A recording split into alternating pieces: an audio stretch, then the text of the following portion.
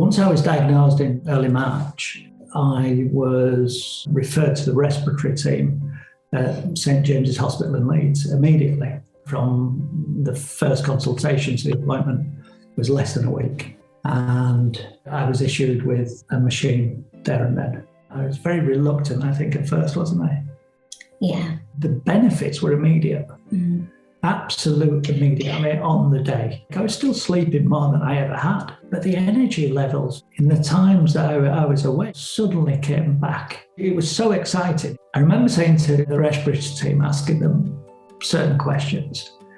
And I didn't want to become dependent on the machine. That's the fear. And I worked out that if I did 4 hours overnight, Rachael said, slept well for 4 hours on the machine, it brought my levels under control. They'd monitored that consistently. And I fought it for a while. But after, I think, 2 or 3 months, it was like, do you know what? This is doing me the world of good. I'll stay on it a bit longer. I'll stay in bed. I'll have a proper sleep. I'll do an 8 hours if I can.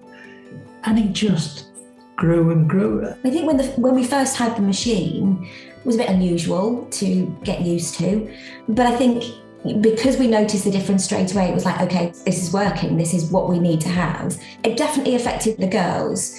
They didn't like to see Ian with a mask on. So we kept it quite private at first. So it was only in the bedroom and obviously at bedtime anyway, so they were fast asleep.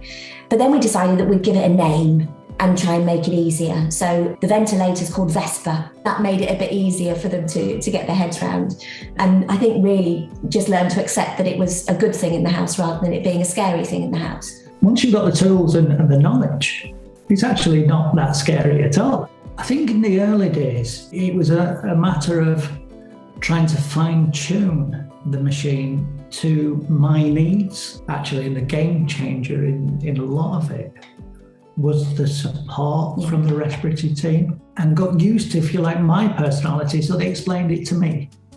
It wasn't generic, it wasn't formulaic. We had a conversation about me, and they were brilliant. Every interaction that we've had with the MND team and the supporting disciplines that we have, they all get to know Ian, so they know that the recommended amount or the recommended settings or whatever might not be suitable for Ian.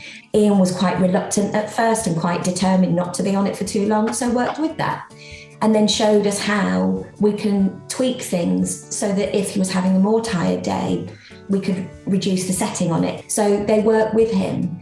And I think that's really important. And we've had that from day one. The interaction from the team and the support from the team has been invaluable, equal to having the machine itself, in my opinion. He was so poorly prior to having the ventilator, and now it gave us our independence and our life back again. I mean, Ian now is using it about 16 hours a day, but we have a mixture then of one where he's able to recline in a chair and get a full body rest. But we also have one on the back of his wheelchair that we can use going out and about. So it doesn't have to mean that he has to stay indoors. If he's having a tired day, it means we can still go out and just plug him in as and when he needs to.